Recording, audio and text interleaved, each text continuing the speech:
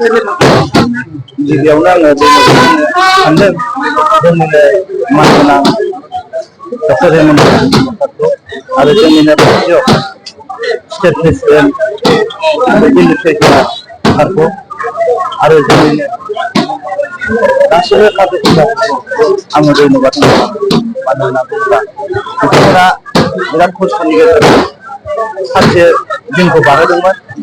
ओंखायनो आङो बिसोरो आंनि जानानै गसाइनावबो प्ले खालामो। ओंखायनो आं धन्यबाद होनो सानो।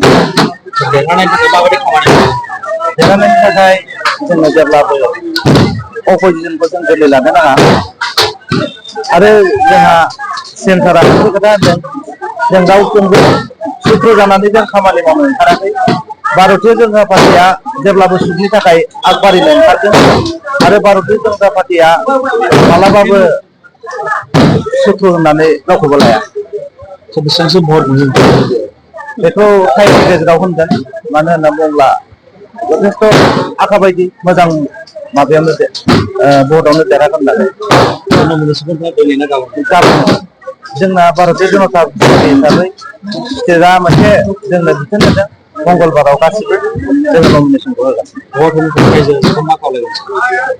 रायजो राजाफ्रा सान्थि आरो उन्नतिनि थाखाय आरो सैथोनि लामाजों जेनाखि जोङो आगान सुरनो नागिरदों बेवहाय साफ्रोमबो रायजो राजाफ्रा निस्सय मोनसे डिसिसन लागोन आरो भारतीय जनता पार्टीखौ उन्नयननि खेथ्रआव आरो मोजां सान्थिनि खेथ्रआव आरो मोनसे सैथो लामाजों आगान सुरनायनि थाखाय भट होगोन होननानै आं आसा खालामो।